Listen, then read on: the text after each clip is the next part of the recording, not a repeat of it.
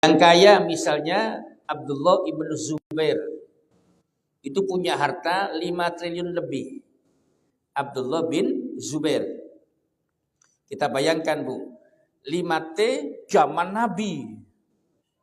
Kurma 1 kilo masih berapa gitu loh. Ranking 2, Abdurrahman bin Auf. Punya harta 4 triliun lebih.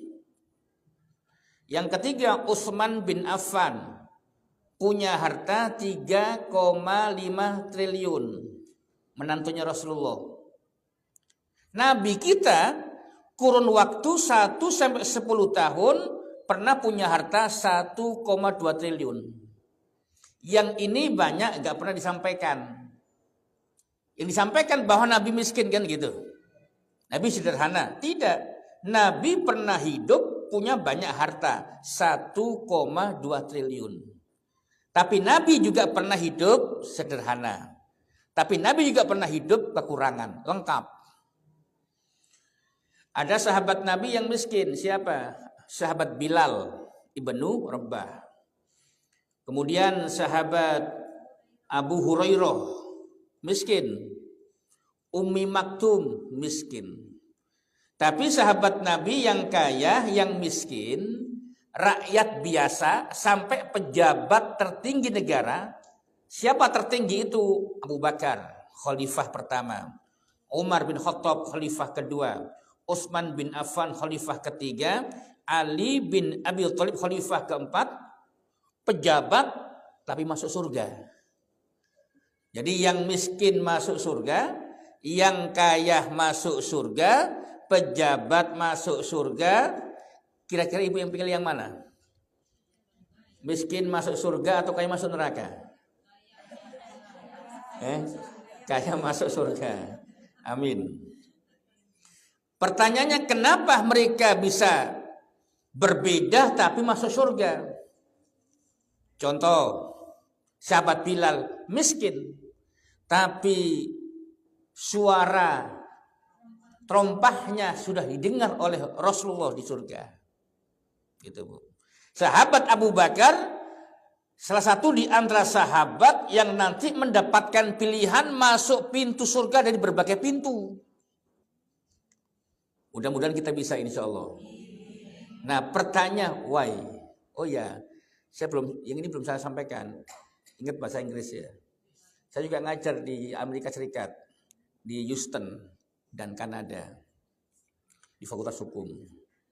Ya, tentu nggak pakai bahasa Jawa Bu, enggak. Pernah ngajar di Jordania, kerajaan Jordan. Baik, yang pertama li'anna aqidatahum shafiyatun wa qawiyah. Sebab yang pertama antara lain akidah mereka bersih dan kuat.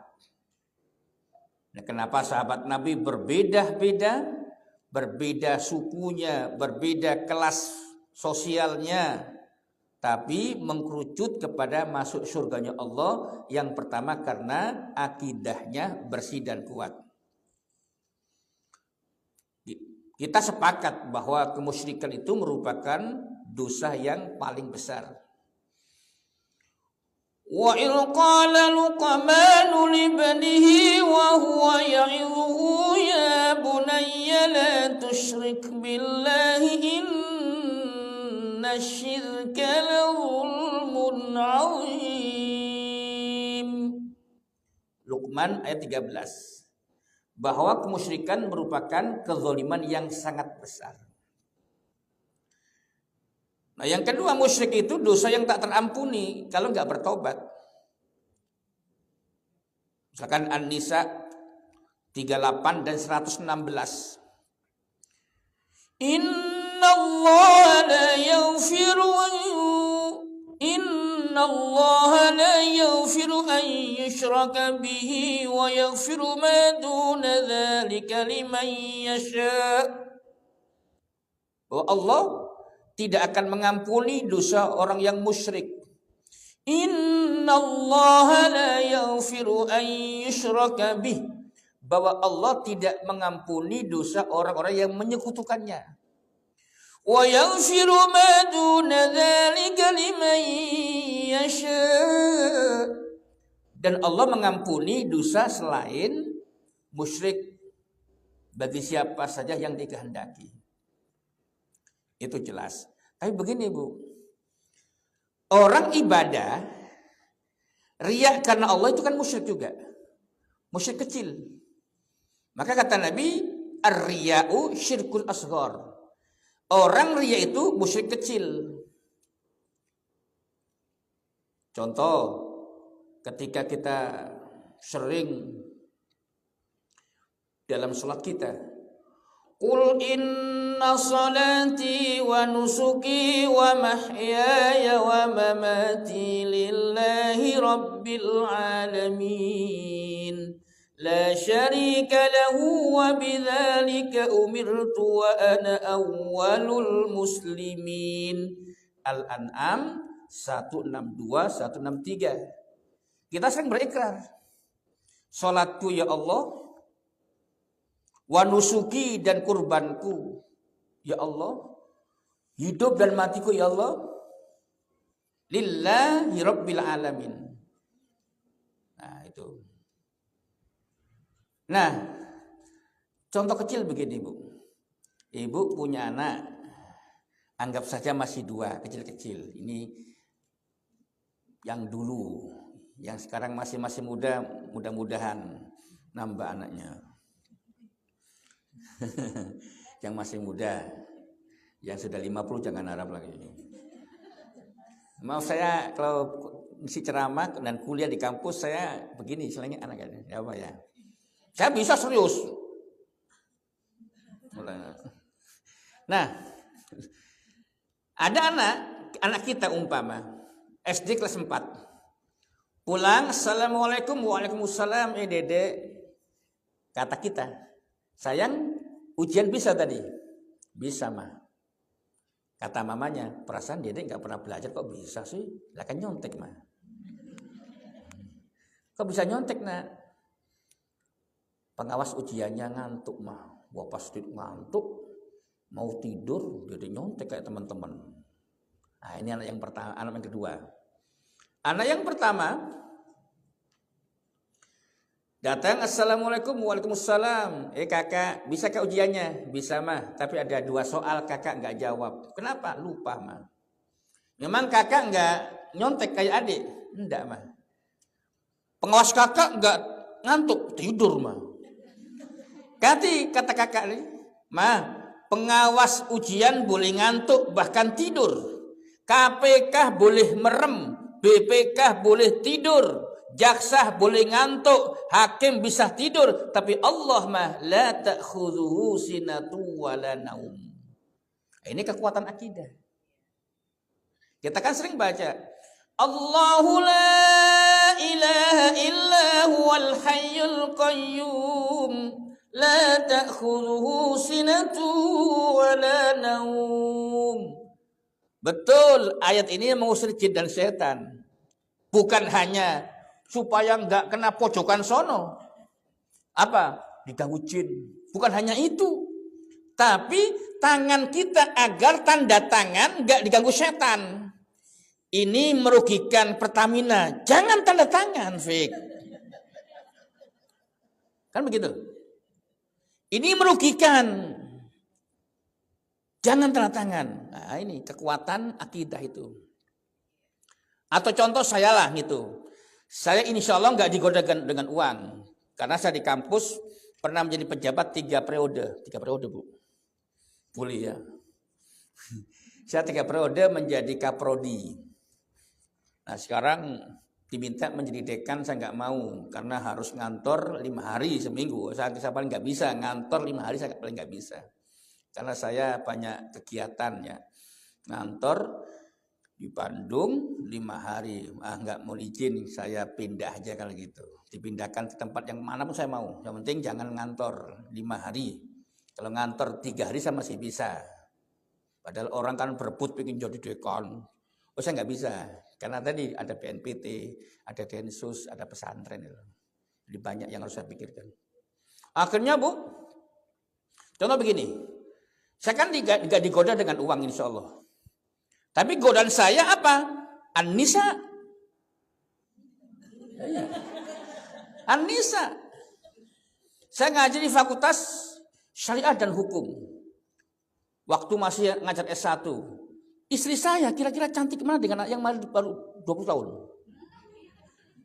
Istri sudah kepala 4 lebih.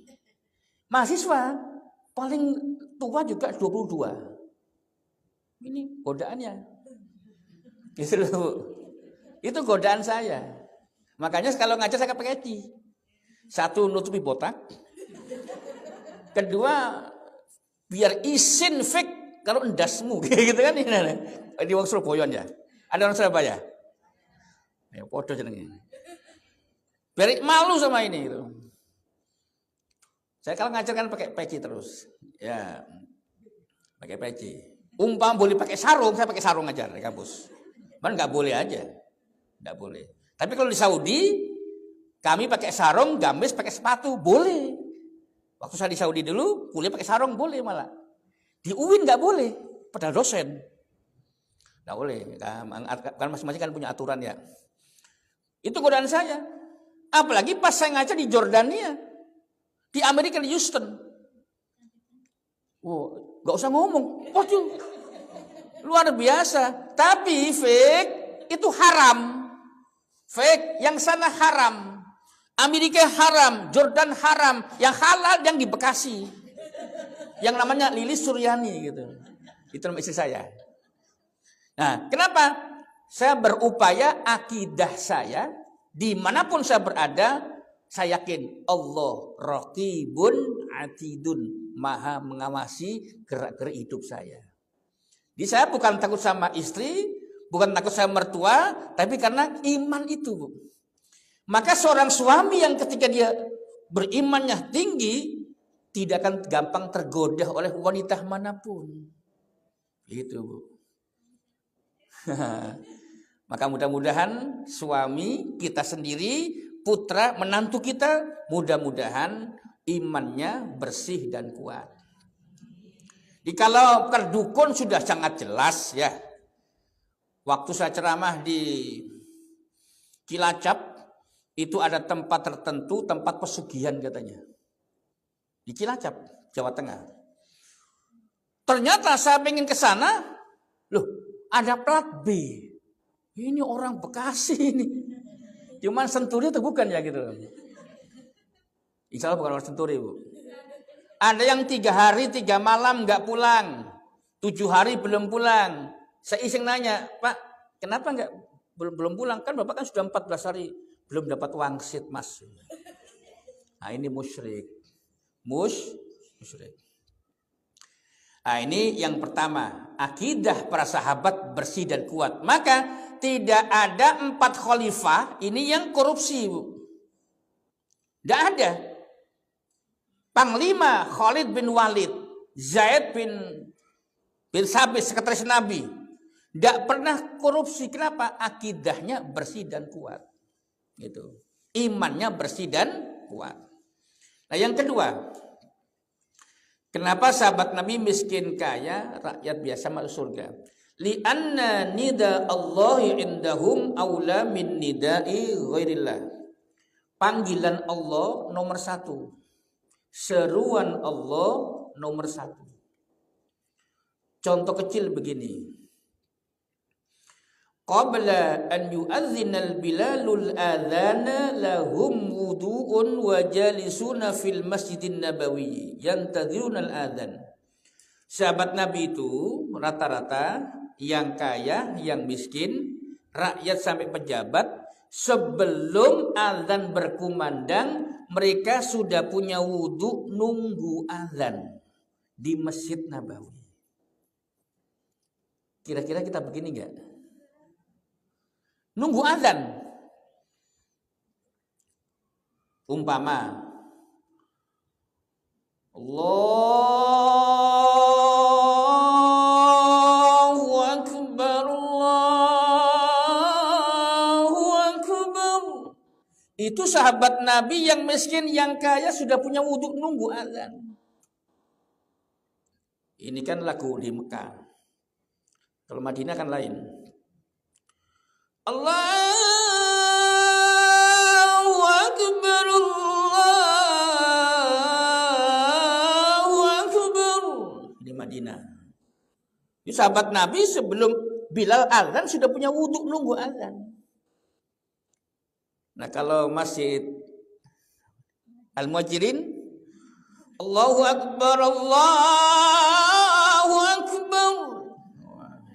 Gini ya? Begini. Masya Allah, mantap. Yang azan saya gitu. Jadi sahabat Nabi sebelum azan berkumandang sudah punya wudhu nunggu azan. Pertanyaannya, why? Limadha? Kenapa gitu? Kelihatannya kan sepele. Oh enggak sepele. Mohon maaf dan izin. Sahabat Nabi itu mereka banyak interaksi langsung dengan Nabi, wajhan biwajhin, ketemu wajah. Melihat gantengnya Rasulullah, melihat bodi Rasulullah yang begitu menawan. Nabi itu maaf, terlampau tinggi tidak, pendek juga tidak. Rambutnya lurus tidak, keriting juga tidak, ikal. Perutnya enggak kayak saya. Nabi itu dada ke perut rata, nafik, taufik ke depan. Luar biasa Rasulullah itu. Keringetnya wangi. Itu Rasulullah. Nah, mereka para sahabat Nabi sering berkumpul, bahkan suka makan bersama. Tetapi ketika mereka mendengar Nabi bersabda, misalnya mau dicatat nanti, Sahih Bukhari nomor hadis 611, Sahih Bukhari. Man sami'an nidaa hatta qala Allahumma rabb hadhihi da'wati tammah was salatil qa'imah sampai selesai, halat lahu syafaati yaumal qiyamah. Orang yang mendengarkan azan sampai berdoa Allahumma rabb hadhihi da'wati tammah, kata Nabi, orang tersebut berhak mendapatkan syafaatku nanti pada hari kiamat. Sahih Bukhari 611. Jadi sahabat Nabi berburu syafaat Nabi. Padahal mereka hidup bersama beliau, mereka pernah makan bersama beliau, tetapi masih betul-betul berburu syafaat Rasulullah. Nah, harusnya kita lebih semangat untuk apa? Untuk mendapatkan syafaat Nabi. Dengan cara yang mudah. Apa? Mendengarkan azan, menjawab azan, sampai berdoa selepas azan. Kan gampang. Gampang. Tapi kadang-kadang kalah dengan ini, Bu. Kalah dengan ini. Allahu Akbar, Allahu Akbar. Alhamdulillah. Kata anak kita, Pak, kok alhamdulillah, kan baru Allahu Akbar. Enggak, Dek, Papa tadi WA dijawab alhamdulillah. Gitu. Nah, itu menyepelekan suara azan gitu. Maka kita contoh, ada azan, kita diam dengarkan gitu. Menjawab azan demi azan sampai Allahumma rabb hadhihi da'wati tammah. Yang kedua, hadis yang kedua, bahwa orang yang berangkat dari rumah ke masjid, dalam kitab Sahih Bukhari nomor hadis 666 yang berbunyi, man tatahhara fi baitihi, siapa yang berwudu di rumahnya. Di mana wudunya? Di rumahnya. Summa madha ila baitin min buyutillahi, lantas berangkat ke masjid. Li faraidillahi, untuk menunaikan salat 5 waktu berjamaah. Kanat khutwatuhu tamhul khotoya, maka langkah yang pertama langkah menghapus dosa. Wal ukhra tarfa'u darajatan, langkah selanjutnya membersihkan dosa-dosanya. Mohon maaf, Ibu sering dengar ini kali ya. Cah angon penekno blimbing kuwi, lunyu-lunyu penekno kanggo mbasuh dodot ira. Dodot ira kumitir bedah ing pinggir, tondo mono crumatana kanggo seboh mengko sore. Mumpung padang rembulane, mumpung jembar kalangane, dak sora hore. Ini yang bikinkan Sunan Kalijaga. Untuk apa? Mengajak orang sholat 5 waktu. Cah angon penekno blimbing kuwi. Blimbing itu 5 ruas. Coba ibu beli, silakan dihitung. Beli silakan 10 ya. Hitung. Insya Allah 15 ruas. Kalau ada blimbing 6 ruas, blimbing 4 ruas itu blimbing bid'ah. 5 ruas. Coba hitung, tidak percaya. Arif dan bijaknya ulama terdahulu itu berdakwah. Kenapa? Yang didakwai baru masuk Islam, Bu. Baru masuk Islam. Tidak bisa baca Al-Quran. Tidak bisa baca hadis. Sekarang enak. Quran mushaf banyak, gampang. Zaman tahun 1500 Masehi sulit mendapatkan Al-Quran, Bu. Tapi karena para ulama itu talakinya wajhan biwajhin, talaki belajar Qur'annya, belajar hadisnya talaki itu berguru, berhadapan. Contoh yang saya kerjakan waktu di Libanon dan Yaman itu, waktu saya kan pernah belajar di Libanon sama Yaman. Belajar hadis itu gini, guru mendikte khairukum man ta'allama al-Qur'ana wa 'allama, rawahu al-Bukhari. Ikuti terus sampai hafal begitu. Itu talaki namanya. Nah, jadi isi cah angon penekno blimbing kuwi. Al-Isra 78 mau dibuka.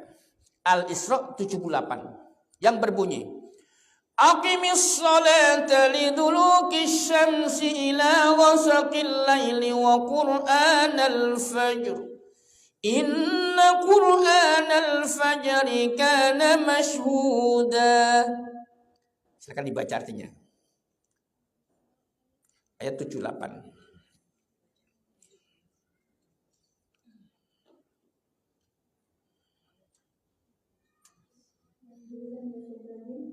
Laksanakanlah sholat sejak matahari tergelincir sampai gelapnya malam, dan laksanakan pula sholat subuh. Sholat subuh itu disaksikan oleh para malaikat. Ya, itu 5 waktu. Itu sholat 5 waktu. Lunyu-lunyu penekno. Meskipun berat laksanakan. An-Nisa 142. Innal munafiqina yukhadi'una Allah wa huwa khadi'uhum. Wa idza qamu ila sholati qamu kusala yura'una an-nasa wa la yadhkuruna Allah illa qalila. Silakan, Bu. An-Nisa 142.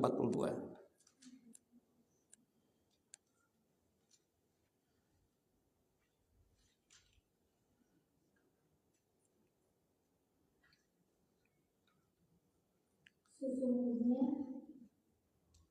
orang munafik itu hendak menipu Allah. Betul.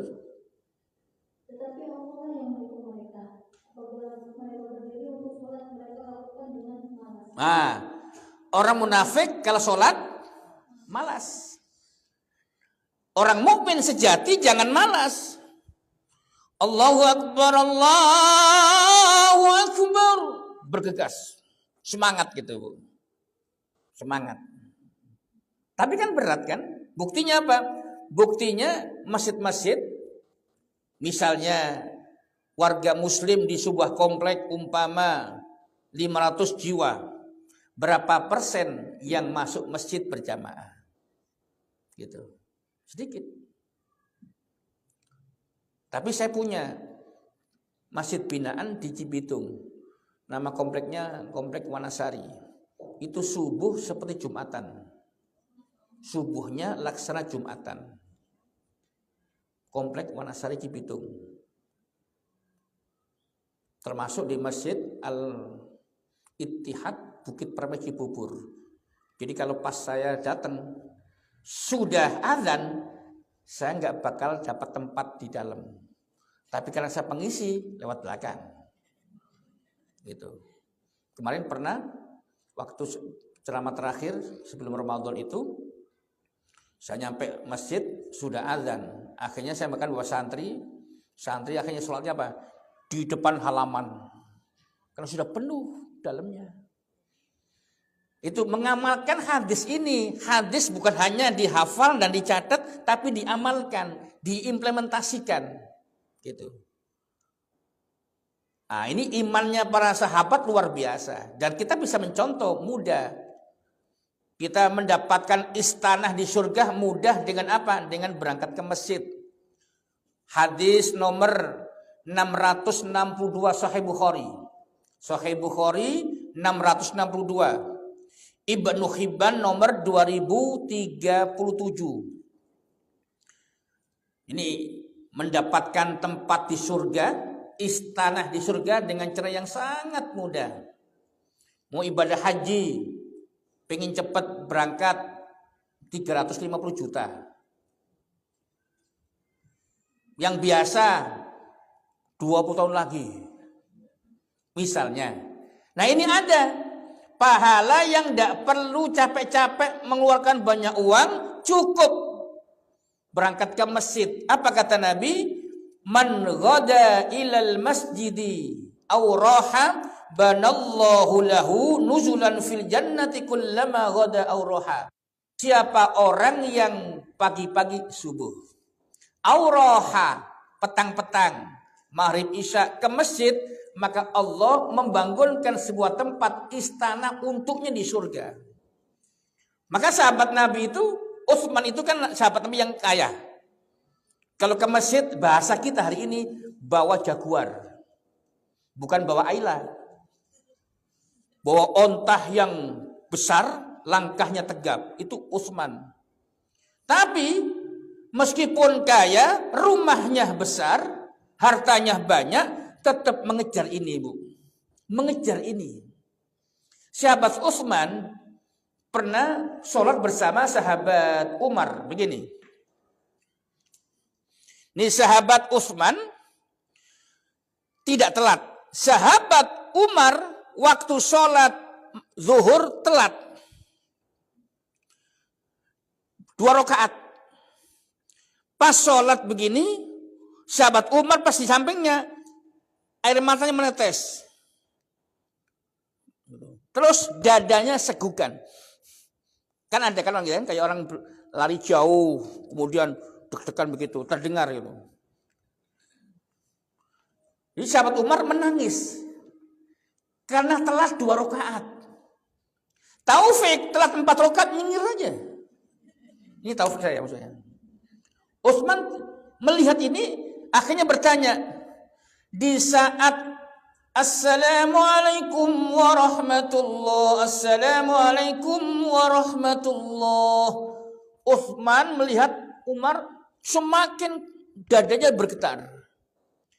Nah, ketika Umar Assalamualaikum warahmatullah, Assalamualaikum, Utsman bertanya, "Ma baluka ya Ummah Hafsah?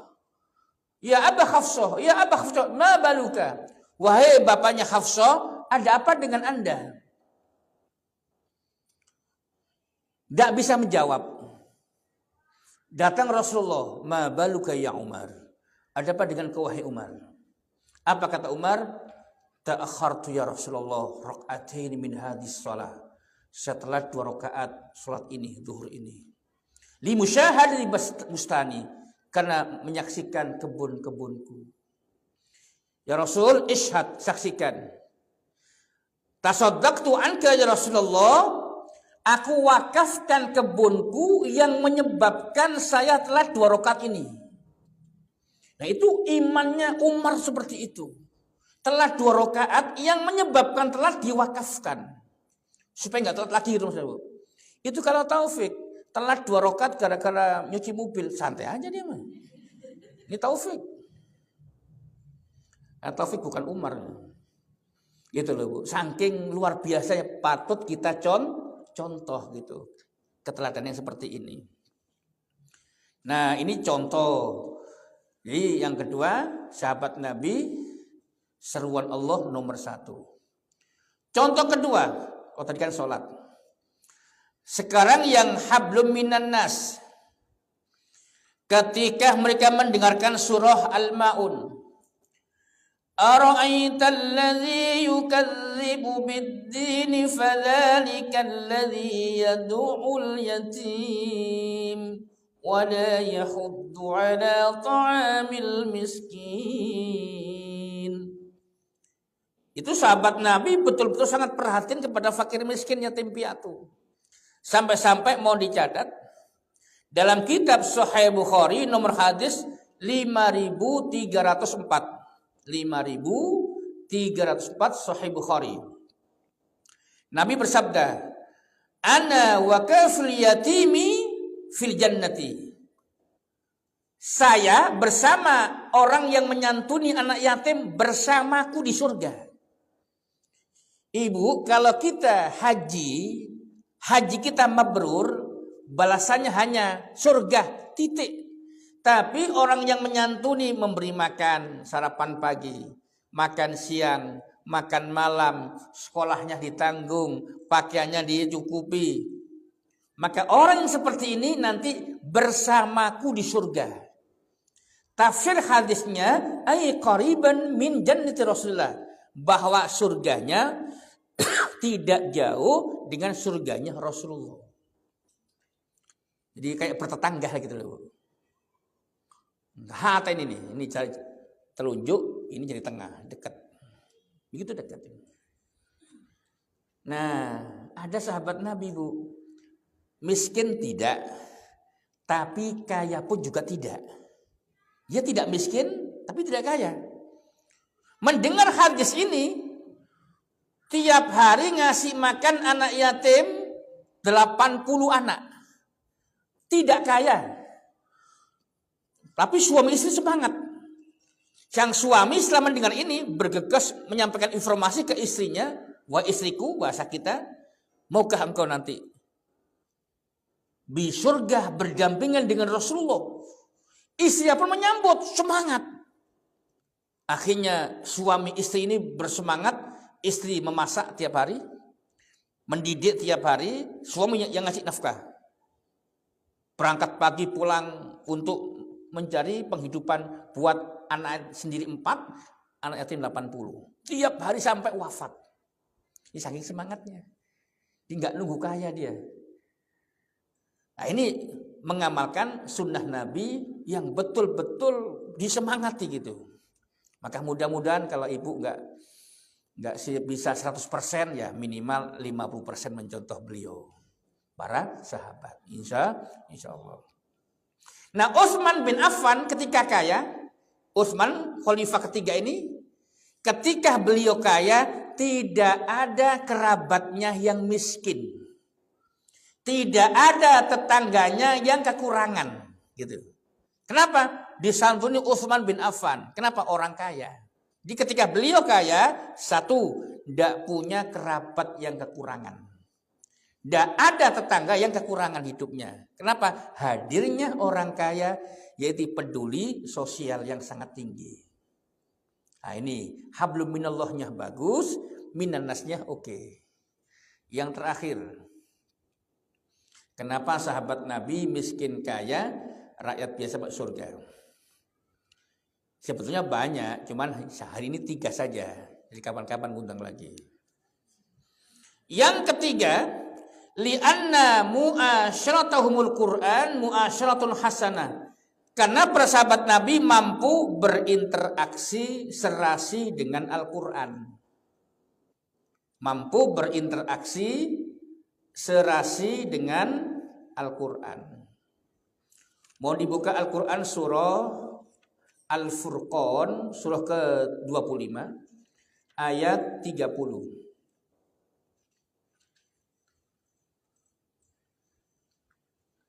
Untuk bagian yang ketiga ini saya bawakan kitabnya. Ini nama kitabnya At-Tibyanu fi Ulumil Quran. kitab ilmu tafsir.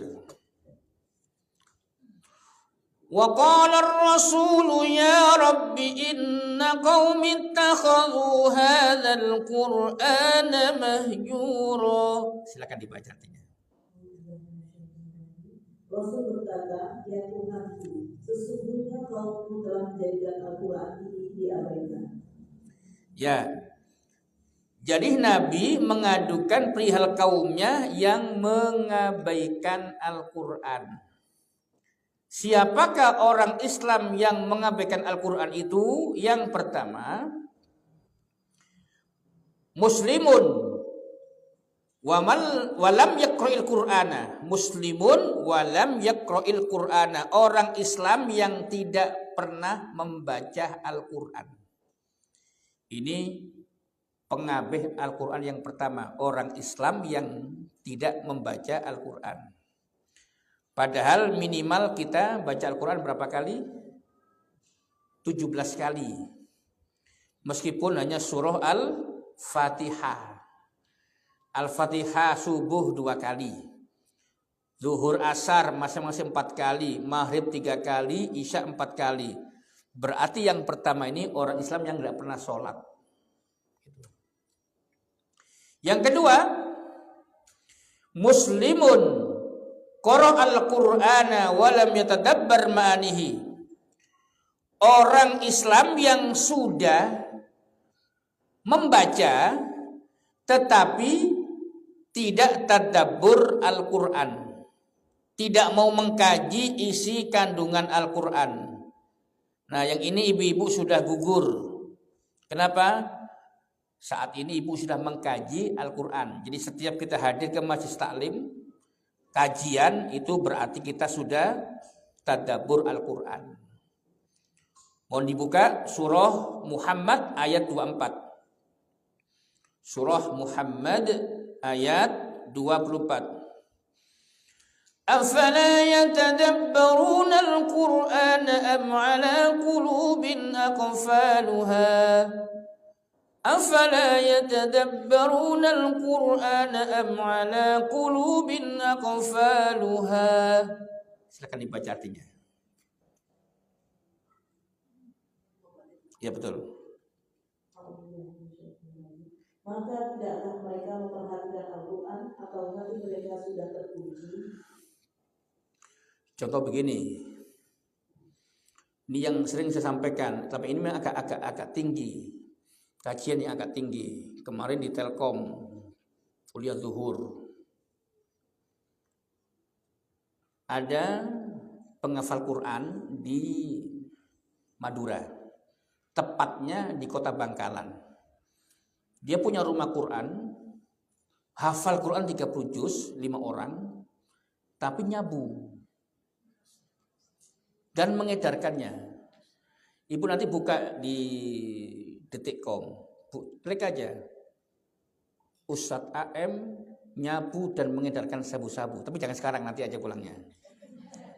Pasti ketemu itu. Ustadz AM nyabu dan mengedarkan sabu-sabu. Ketika ditanya oleh wartawan, Ustadz kan hafal Quran, kok nyabu? Dia menjawab enteng, Mbak, yang Allah haramkan dalam Al-Quran bukan sabu-sabu tapi khomer. Innamal khomru, bukan innama sabu-sabu. Nah kan benar ayatnya. Innamal Al-Ma'idah ayat 90. Yang kedua kata dia, sabu-sabu itu versi Al-Quran Mbak hanya 2. Kurma dan anggur. An-Nahl 67. Silakan An-Nahl 67.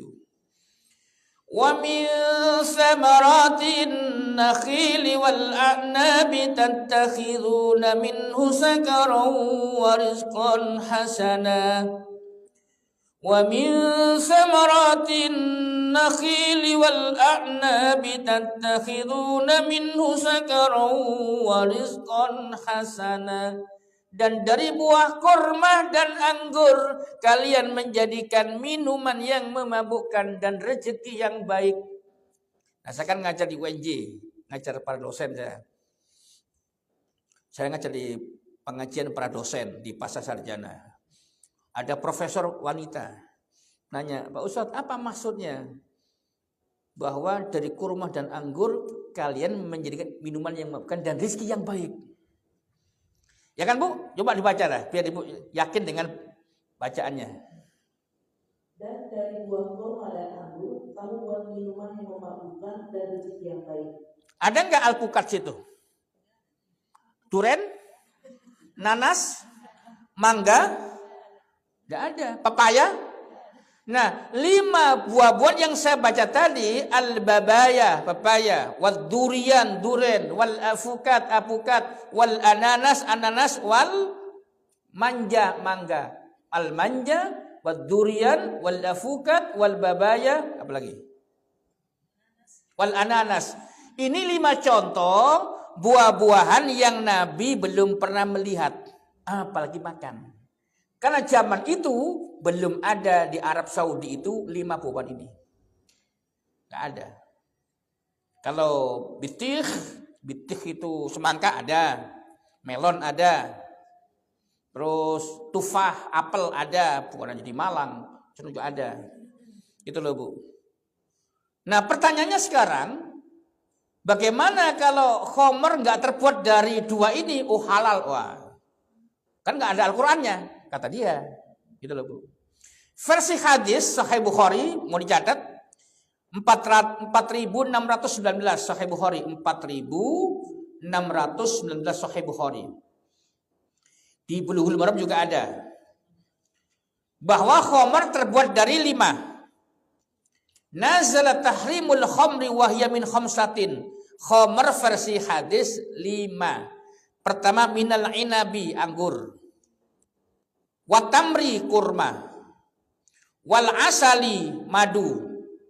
Wasyairi, gandum.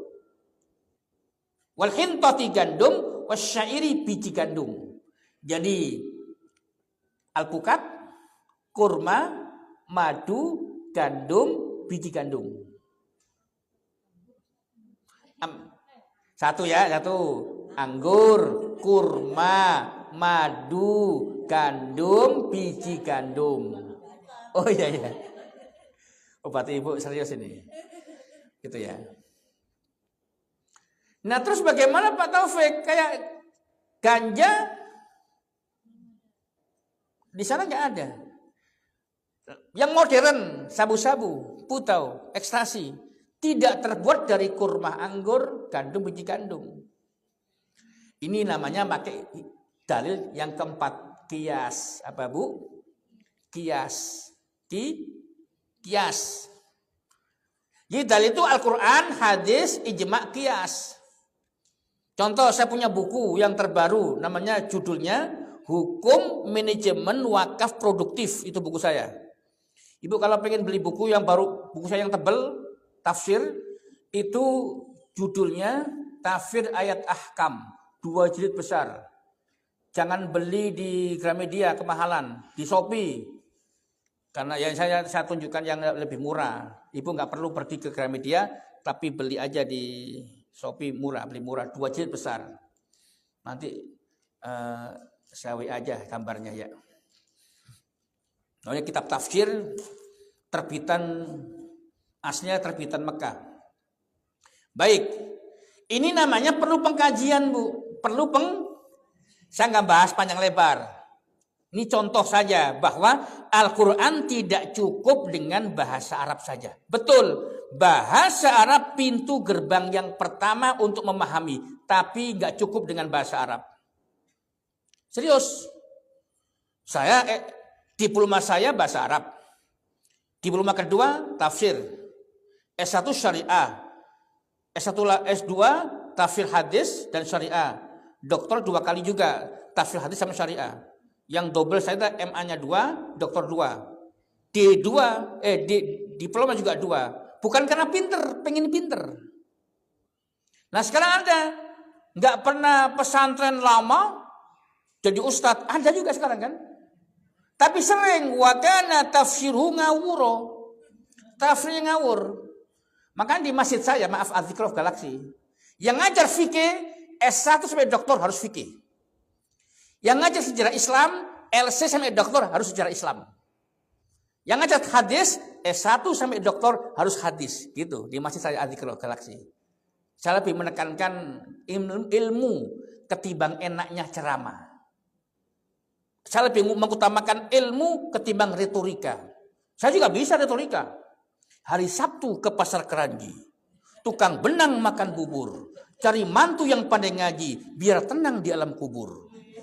Bisa juga begitu.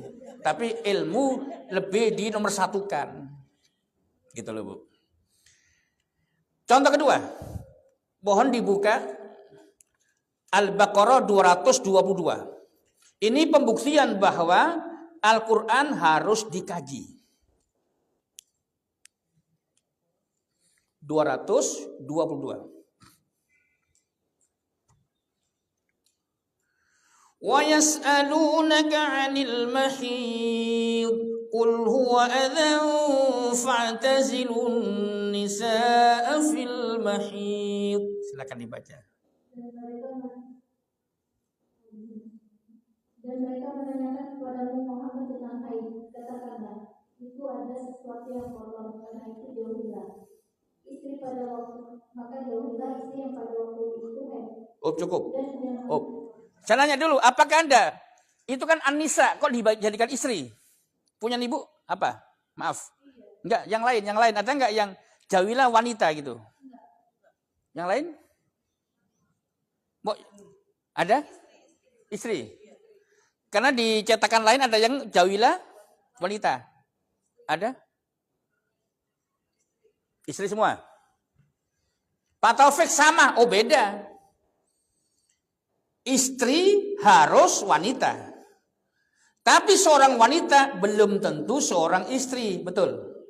Saya punya anak perempuan 2. Mereka berdua saat ini masih 2 orang wanita yang belum 2 orang istri.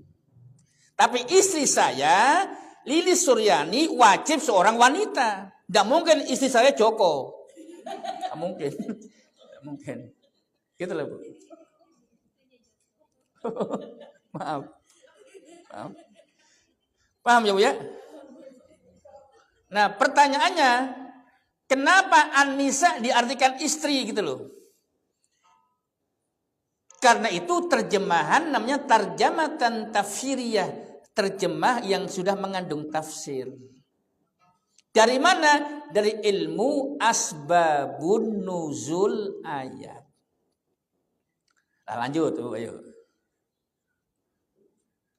Diulang lagi aja. Dan mereka menanyakan kepadamu Muhammad tentang haid. Katakanlah, itu ada sesuatu yang kotor, karena itu jauhilah istri pada waktu haid.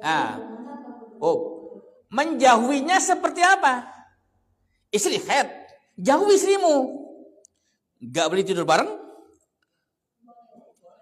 Kan jauhi. Ayo. Gak menjauhnya seperti apa? Gitu loh. 1 senti?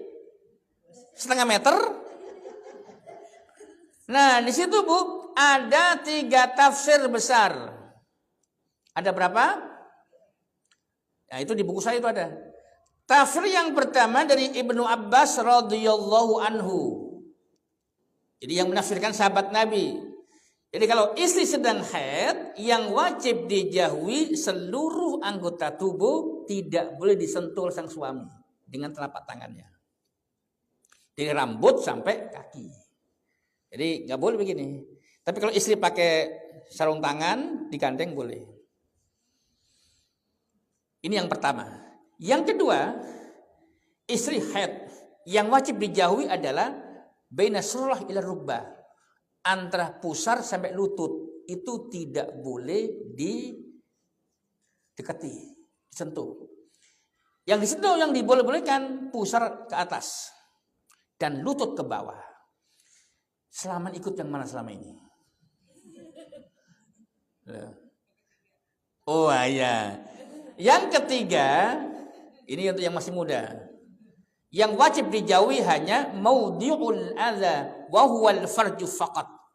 Yang dijauhi hanya tempat keluarnya darah saja. Ini namanya tafsir ahkam. Kita boleh milih satu dari 3 ini. Tapi tidak boleh pilih yang keempat, apa? Berhubungan badan saat haid. Gitu. Ini namanya pengkajian, Bu. Pertanyaannya, Pak Taufik, kalau kebablasan bagaimana? Pengantin baru tidak kuat, umpama. Kan begitu. Ditanya lagi, saya nanya lagi, pas berhubungan intim itu keluar darah atau tidak? Karena beda hukumnya. Seperti itu, Bu. Nah, ini namanya pengkajian. Pengkajian. Nah, yang ketiga, yang pertama orang Islam yang tidak pernah baca Quran. Kedua, orang Islam yang sudah membaca, sudah hafal kayak tadi di Madura, tapi nggak mau mengkaji. Nah, yang ketiga, orang Islam yang sudah membaca, yang sudah mengkaji, tetapi tidak mengamalkan kajiannya. Dia hafal Al-Quran atau hafal banyak ayat, bahkan dicatat, tetapi tidak mengamalkan apa yang ia kaji itu. Terutama kayak Taufik ini, Bu. Terutama untuk para penceramah, untuk para dosen, untuk para guru agama. Dia pandai berceramah, pandai bertausiah, tapi nggak pandai mengamalkan. Mau dibuka Al-Quran surah As-Saff, surah ke-61, ayat 2 dan 3.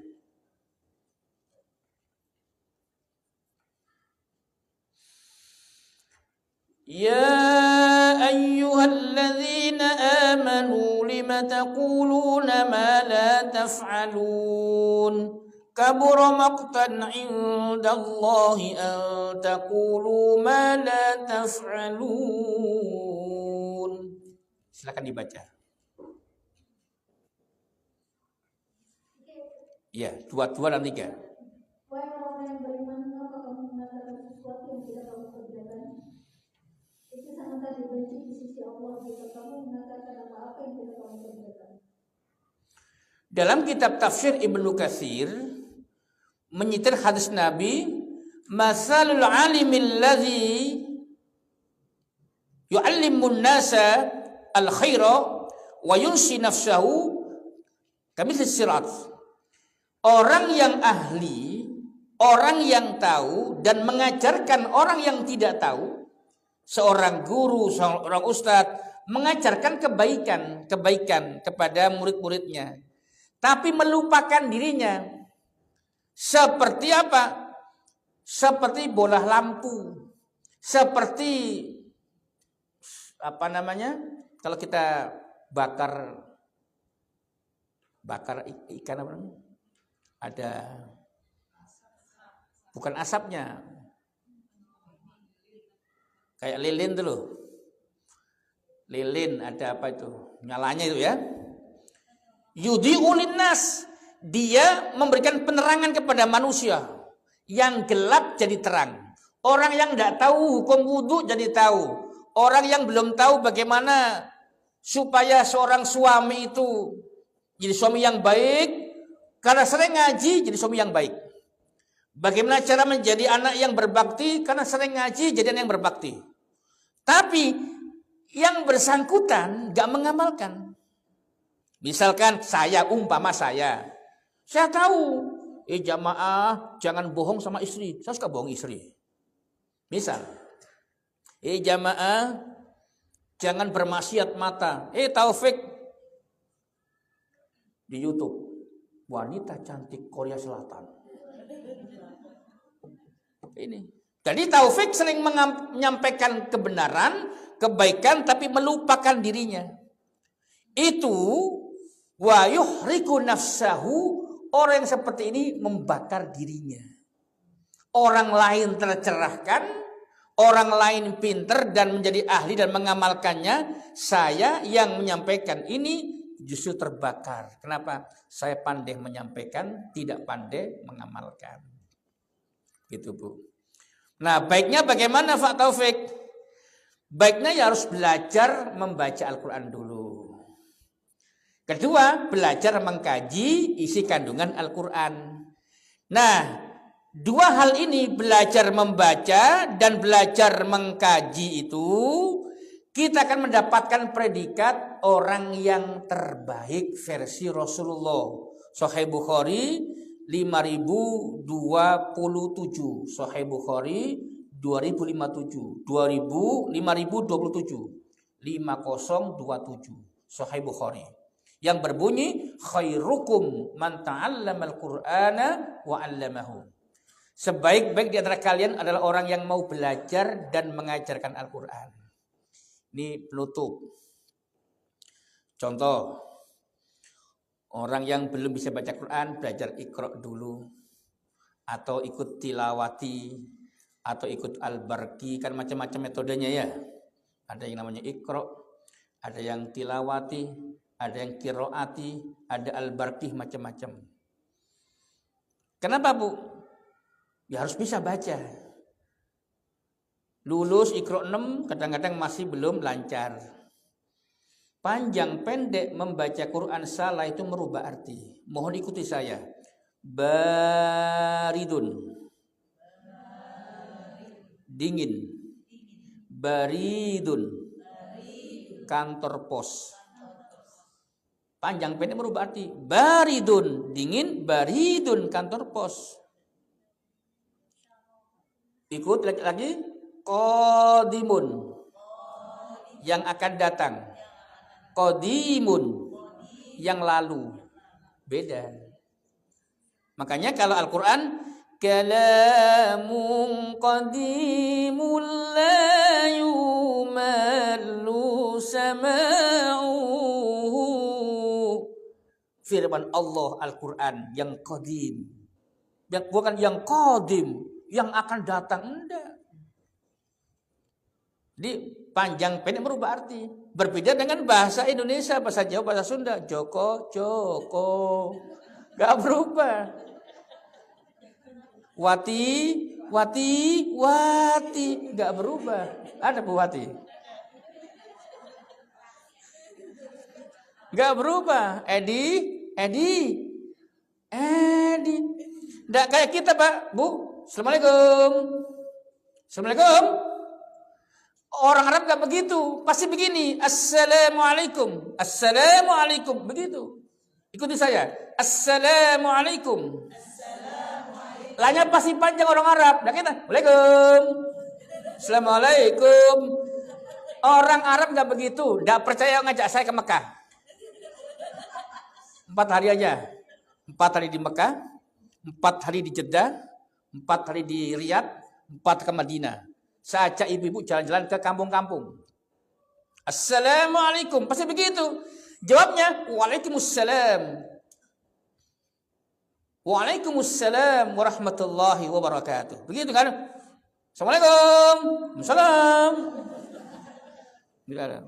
Ya, panjang pendek merubah arti. Makanya azan pasti begitu. Allahu Akbar, Allahu Akbar. Barnya pasti pendek. Meskipun pakai lagu yang berbeda. Allahu Akbar, Allahu Akbar. Barnya pasti pendek. Gak ada orang kata begini. Allahu Akbar, Allahu Akbar. Gak ada. Karena memang yang kita dengar dan kita ikuti begitu, itu benar. Barnya pendek. Jadi panjang pendek merubah arti. Sekarang beda huruf. Ikut saja. Sin, sasa, sisi, susi. Sin ya, sin. Harisun. Nah, itu artinya penjaga. Tapi kalau pakai sasa, sisi, susu, harisun, pembajak sawah. Beda. Pakai shot, ikut saya. Harisun. Orang yang rakus, yang semangat. Nah, itu beda, Bu. Lagi. Pakai sin, sadidun. Yang benar. Pakai shin, syadidun, yang keras. Begitu. Makanya orang na'udzubillah, na'udzubillah. Itu salah. Harusnya na'udzubillah, na'udzubillah. Kalau na'udzubillah, kami bengkok, kami bengkok. Gitu. Itu na'udzu. Na'udzu, kami berlindung. Kalau pakai dal, na'udzubillah, kami pulang. Ada ya'udzu pulang, ada ya'udzu berlindung. Aja ya'uju bengkok atau mampir. Nah, ini baca Quran harus benar. Makanya perlunya tahsinul Quran. Nah, itu saja dari saya. Kenapa sahabat Nabi miskin, kaya, rakyat biasa, pejabat masuk surga? Yang pertama, li'anna aqidatahum safiyatun wa qawiyah. Karena akidah mereka bersih dan kuat. Yang kedua, li'anna nida Allah indahum aula min nidai ghairillah. Seruan Allah mereka nomor satukan. Yang ketiga, li'anna mu'asyaratahumul Qur'an mu'asyarah hasanah. Mereka mampu berinteraksi serasi dengan Al-Quran. Al-Quran dibaca, dikaji, dan diamalkan. Ada pertanyaan, monggo?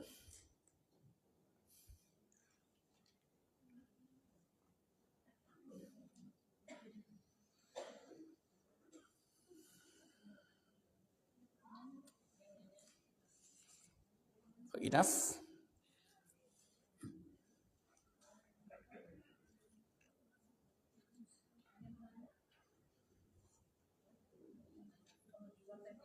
Monggo. Ini apa namanya, kalau kita membeli tanah kuburan dengan misalkan seperti di Al-Azhar yang lagi viral-viral, itu hukumnya gimana sih? Boleh.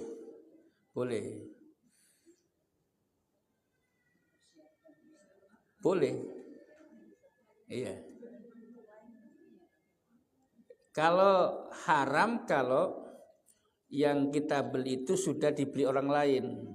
Contoh, sertifikat ganda. Itu kita tahu sudah dibeli orang lain, kita beli lagi dengan harga lebih tinggi, itu haram. Kalau konteksnya adalah membeli tanah untuk kuburan, boleh. Kasusnya berbeda dengan tempo dulu. Dulu orang tidak kenal komplek. Kenalnya perkampungan. Nah, kita masuk Jakarta, Bekasi, Tangerang, Depok, itu pengembang kan tidak menyiapkan lahan pekuburan. Nah, tapi yang lebih baik lagi, lebih afdol lagi, ada orang yang mewakafkan. Nah, Al-Azhar itu sebetulnya bentuk wakaf. Terus wakaf itu dikembangkan. Memang harganya enggak segitu, tapi bukan diajak wakaf dengan nilai tertentu. Misalkan untuk ibu sendiri 1, terus tadi hasilnya apa? Kan dapatnya kan sebetulnya 5 meter untuk 3 orang. Berarti ini wakaf nilainya. Gitu. Yang saya tahu begitu yang di Al-Azhar itu. Jadi kalau memang harusnya kewajiban pemerintah, tapi karena pemerintah kita sudah menyiapkan, tapi jumlah yang wafat dengan jumlah tanah yang disiapkan pemerintah itu nggak memadai. Contoh, ini Pekayan Bu ya. Saya di Jakastia kan. Di Jakastia itu tempat kami, itu Jakastia itu banyak pemakaman yang memang diberikan pemerintah daerah kepada warga. Ada yang di Cikunir itu ada 2 tempat malah. Di Jakastia yang saya tahu ada 1 dan lain-lain. Nah, ternyata dalam waktu 5 tahun sudah penuh full. Akhirnya lari ke Keranggan. Bukalah di sana kan juga pemerintah juga gitu loh. Tapi pihak swasta kayak Al-Azhar itu membuka lahan baru dengan model wakaf. Jadi untuk ibu 1, tapi hasilnya itu untuk banyak orang, misalkan untuk 10, berarti ibu wakaf untuk 9 orang. Terus berkembang terus begitu. Nah, hasilnya nanti untuk pengembangan wakaf yang baru. Apa itu? Bisa untuk membuka lahan, bisa untuk membuat dibukakan seperti BLK fakir miskin di Al Azhar sana. Yang saya tahu mereka punya sekolah gratis untuk fakir miskin dan punya BLK gratis untuk fakir miskin. Untuk itu, ini bukan semata-mata untuk kuburan. Terus di Al Azhar juga itu untuk pembelian wakaf produktif yang baru, yaitu membeli mobil itu disewakan di kantor-kantor, hasilnya juga dibagi 3, operasional, pembelian mobil yang baru, dan distribusi hasil wakaf untuk kepentingan masyarakat umum. Gitu, Bu.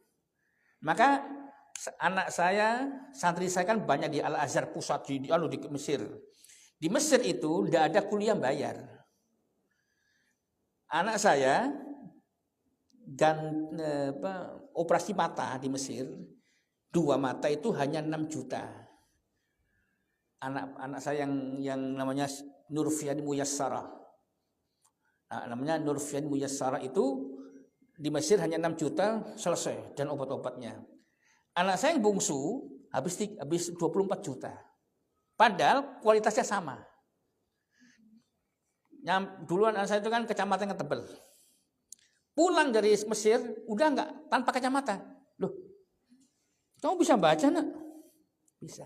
Loh, benar nih, benar. Sampai sekarang ternyata iya.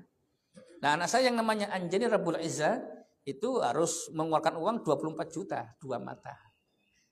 Anak yang perempuan yang pertama itu hanya 6 juta 2 mata. Kenapa? Ada wakaf produktif yang jalan. Di Al Azhar pusat, Al Azhar Mesir itu, Bu, rumah sakit murah dan bagus. Gitu loh. Kemudian tidak ada Al Azhar membayar kuliah, nggak ada. Yang ada itu orang Indonesia kuliah gratis, tapi karena nggak dapat biaya subsidi hidup dari pemerintah Indonesia, mereka hanya bayar untuk makan dan tinggal. Tapi yang program Kemenak itu bebas semuanya. Bebas kuliah nggak bayar, dapat buku, dapat makan, dapat apartemen sampai selesai. Itu yang program Kemenak. Yang Kemenak. Tapi kan hanya 250 mahasiswa yang begitu se-Indonesia. Yang daftar bisa 4.000. Mahasiswa Indonesia di Mesir itu, Bu, 12.000 lebih. Banyak banget. 12.000 mahasiswa Indonesia. Nah, ternyata dari 250 anak ini yang daftar itu 1.000 sekian. Tetap bisa kuliah, hanya makan sendiri, biaya hidup sendiri. Gitu. Kok bisa sih Pak Taufik dari S1 sampai doktor gratis? Wakaf produktifnya jalan. Gitu, Bu. Mereka punya wakaf apartemen. Jadi uang tadi ini dikumpulkan, bikin apartemen. Apartemen itu kan bayar tuh. Bayar dibagi 3. 1 untuk pengembangan wakaf, yang kedua untuk operasional wakaf, mereka punya direktur sampai cleaning service, dan yang ketiga untuk rumah sakit, untuk sekolah, untuk kampus begitu, Bu. Itu. Nah, Al Azhar kita di Indonesia ingin mencontoh itu. Meskipun gak ada kaitannya. Al Azhar Jakarta gak ada kaitannya dengan Al Azhar Mesir, gak ada. Hanya tabarukan namanya dan ingin mencontoh programnya. Itu, makasih. Di Indonesia mahal. Ya, di Indonesia mahal. Silakan, Bu.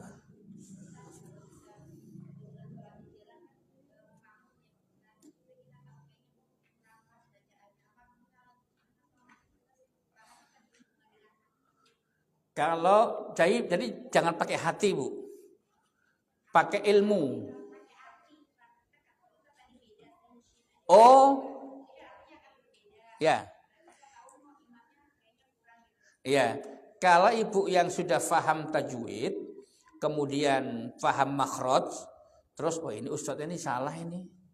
Maka saat itu ibu boleh mufarroqoh. Mufaraqah itu memisahkan dari imam. Jadi munfaridan, sholat sendiri namanya. Gitu. Kalau ibu yakin dan salahnya fatal gitu. Tapi kalau Fatihahnya udah oke, lanjut. Minimal Al-Fatihahnya. Ya. Oh enggak. Iya, niat berubah, namanya mufaraqah.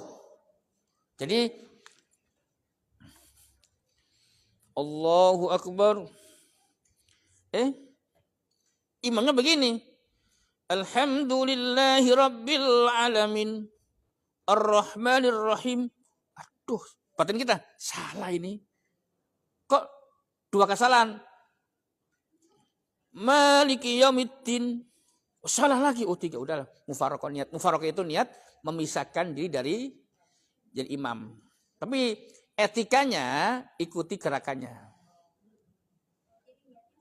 Niatnya sudah berubah. Tidak berjamaah lagi. Oh, enggak, langsung bisa. Langsung. Ya. Berubah niat aja. Oh, enggak harus. Ya. Lah kan ibu kan baca kan enggak apa sih keterdengar orang lain kan? Itu namanya mufaraqah. Kalau tahu. Yang repot kan pas kita di jalan. Itu, ya Bu ya. Oke. Monggo.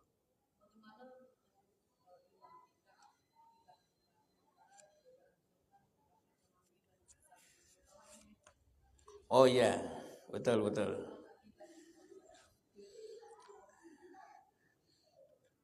Memang iman itu yazidu wa yanqus. Bertambah dan berkurang. Iman siapa yang stuck? Imannya malaikat. Tapi manusia akan bisa lebih tinggi dari malaikat, tapi juga bisa lebih rendah daripada binatang. Contoh. وَالتِّينِ وَالزَّيْتُونِ وَطُورِ سِينِينَ وَهَذَا الْبَلَدِ الْأَمِينِ لَقَدْ خَلَقْنَا الْإِنسَانَ فِي أَحْسَنِ تَقْوِيمٍ ثُمَّ رَدَدْنَاهُ أَسْفَلَ سَافِلِينَ. Nah, ini lebih rendah daripada binatang. إِلَّا الَّذِينَ آمَنُوا وَعَمِلُوا الصَّالِحَاتِ فَلَهُمْ أَجْرٌ غَيْرُ مَمْنُونٍ فَمَا يُكَذِّبُكَ بَعْدُ بِالدِّينِ أَلَيْسَ اللَّهُ بِأَحْكَمِ الْحَاكِمِينَ Allahu Akbar. Nah, itu kan enak gitu ya. Ibu, Pak kok bagus suaranya. Ya. Saya mantan juara nasional. Di tahun 89 saya juara baca Quran tingkat nasional.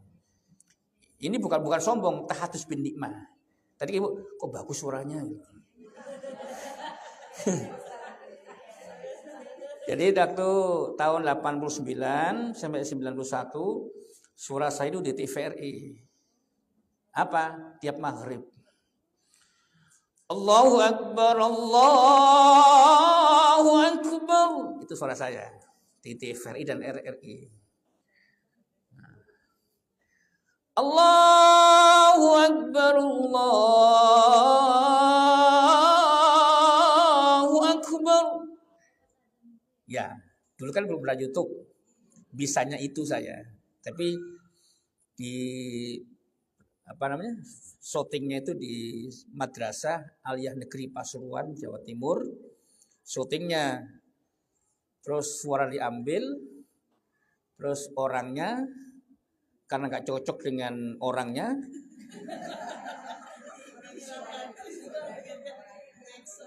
bukan, akhirnya saya disuruh gini aja. Gitu. Ya, tapi yang namanya dunia sudah canggih begitu, padahal saya nggak gini, suara bisa nyatu itu. Nah ya.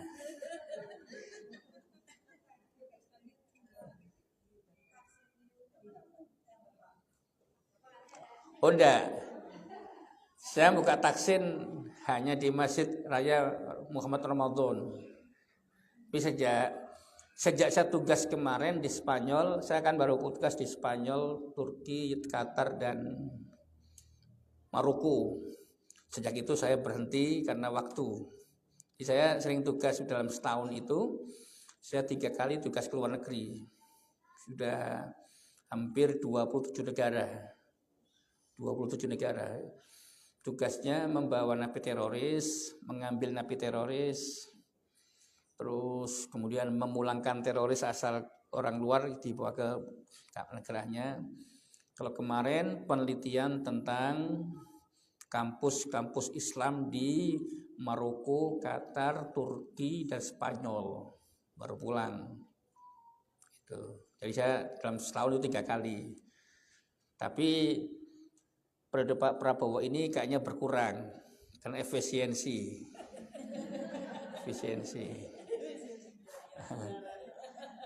Kayak kemarin itu rencana besok ini ke Thailand, Myanmar, terus Thailand Patani, terus Vietnam dan Kamboja, meneliti tentang sanad keilmuan agama Islam di Nusantara.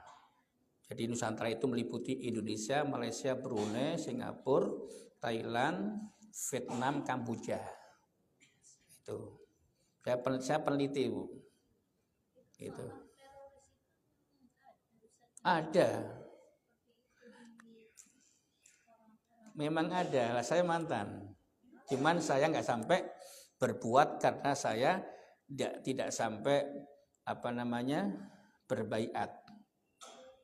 Saya masuk 4 bulan, tapi tidak sampai berbaiat, janji setia, karena buru-buru berangkat ke Saudi Arabia. Ingin memberikan negara Islam versi mereka. Ya, itu yang memang begitu keadaannya. Panjang, Bu, nanti kapan-kapan dibahas lebih khusus. Iya. Itu harus khusus itu. Harus khusus. Saya kalau ngisi itu di Mabes Polri 2 jam. 2 jam. Biasanya saya di kampus-kampus juga begitu. Kampus-kampus yang riskan itu ITB, IPB, Unpad, UI itu agak riskan. UGM agak lumayan dikit. Yang agak aman itu UNER, ITS, Barwijaya. Jadi kalau kampus dekat dengan NU dan Muhammadiyah itu agak aman. Ada dua ormas ini loh ya, agak aman. Yang riskan Jawa Barat. Makanya saya sering pesan ke ibu-ibu di pengajian itu, kalau anak kita ngaji di kampus, cari pengajian yang inklusif, jangan yang eksklusif. Itu pesan saya. Karena saya alami seperti itu. Ada teman ibu-ibu punya adik di Senturi sudah wafat. Itu punya kakak keponakan di IPB itu masuk gerakan NII. Ya, NII. Pernah di sini. Baik, terima kasih ya atas perhatiannya. Ini istri telepon. Enggak, anak saya sedang mau masuk rumah sakit di Prima ya sini ya.